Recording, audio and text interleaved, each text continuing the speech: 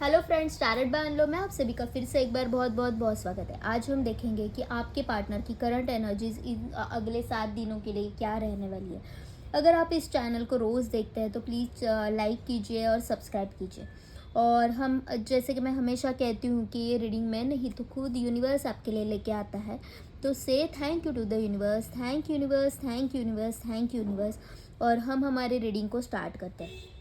Okay, please universe, please guide me. मेरे जो viewers है उनके पार्टनर की करंट एनर्जीज क्या रहने वाली है अगले 7 दिनों के लिए।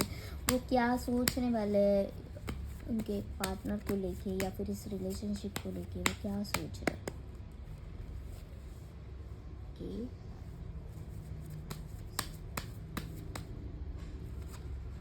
The chariot,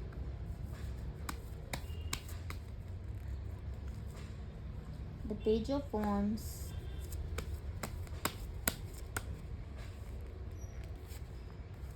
the 7 of wands।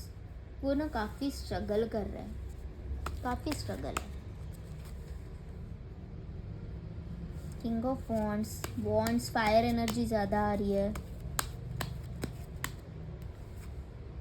The emperor, it is a chariot, okay, now it is a okay, where it is a 7 of wands, and where it is a king of wands। Okay, okay, तो अभी देखते हैं कि आपके partner आपके इस relationship के लिए अगले 7 दिनों के लिए वो क्या सोच रहे हैं या फिर क्या सोचने वाले हैं। यहाँ पे जो मैं देख पा रही हूँ तो मुझे ऐसे लग रहा है वो एक्चुअली आपको बहुत मिस कर रहे हैं, लेकिन वो अपने चेहरे पे वो सब लाने नहीं दे रहे। ओके, आपसे आपको भुलाने की वो काफ़ी कोशिश कर रहे हैं, लेकिन वो भुला नहीं पा रहे आपको। ऊपर ही ऊपर आप दोनों में बहुत ज़्यादा झगड़े होते होंगे, वो आपको स्टबन दिखाई देते होंगे। वो उन्होंने एक्चुअली कहीं ना कहीं खुद को रोक के रखा है। दिल में बहुत बातें हैं, दिल में बहुत कुछ है जो आपके साथ वो शेयर करना चाहते हैं, लेकिन कहीं ना कहीं वो अपने आप को रिस्ट्रिक्ट कर रहे हैं। वो दिखा रहा है कि ठीक है, मुझे कोई फ़र्क नहीं पड़ता तुम्हारे होने या ना होने से, लेकिन मन ही मन में वो काफ़ी स्ट्रगल में है। वो इस रिलेशनशिप के ऊपर फिर से काम करना चाहते हैं। वो चाहते हैं कि हमारा रिश्ता पहले जैसा फिर से सब सही हो जाए। ये रिलेशनशिप में बहुत ऊंच नीच हुई है, बहुत अप्स एंड डाउन्स आया है। कई बार आप छोड़ के गए हो, कई बार वो छोड़ के गया है। इनको ये भी पता है कि मैंने इस रिलेशनशिप को या फिर मैंने आपको बहुत ग्रांटेड रखा है और मुझे ये सब सुधारना है। वो ये चाहते हैं कि इस रिलेशनशिप में मैं फिर से सुधार लाना चाहता हूँ। मैं तुम्हें समझाना चाहता हूँ कि क्यों मैं तुमसे दूर गया था, ये मेरी गलती थी। वो अभी मान रहे हैं कि मेरी गलती क्या है थी इस सब सिचुएशन में।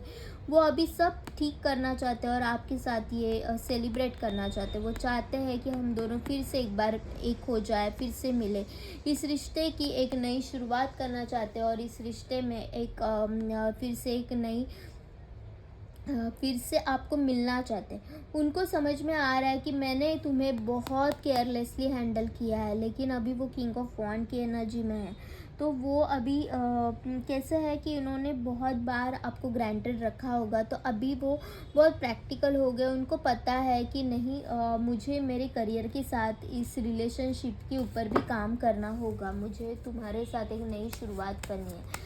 यहाँ पे ये भी हो सकता है कि उनको एक नई अपॉर्चुनिटी उनके करियर में कुछ आई हो। और देखते हैं कि वो आपके लिए क्या सोच रहे हैं। 10 of Pentacles का कार्ड है। वो आपके पास आना चाहते हैं, आपसे बात करना चाहते हैं, आपको मिलना चाहते हैं। उनको समझ में आ रहा है कि आप ही मेरे सब कुछ हो, लेकिन उनको कोई रास्ता नहीं मिल रहा आप तक आने का।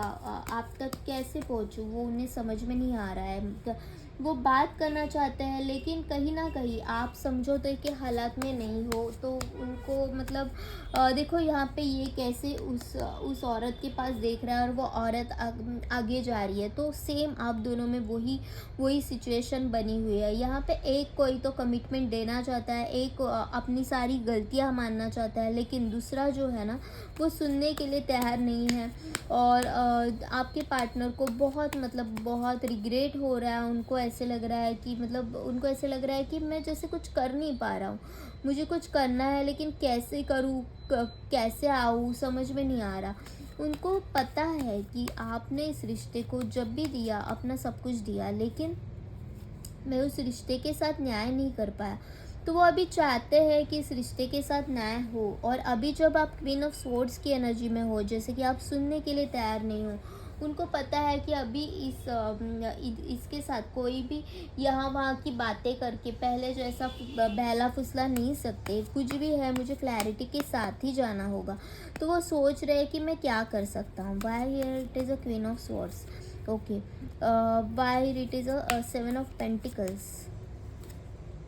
देखो 7 7, why it is a 5 of pentacles.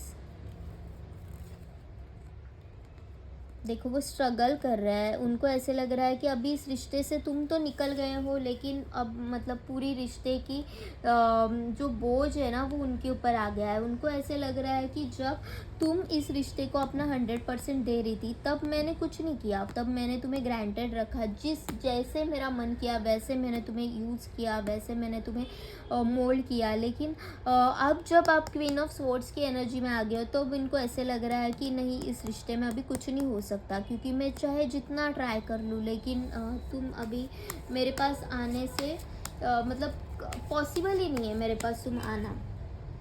Okay, wire it is a 2 of swords, wire it is a 2 of swords. देखो wire it is a 10 of pentacles.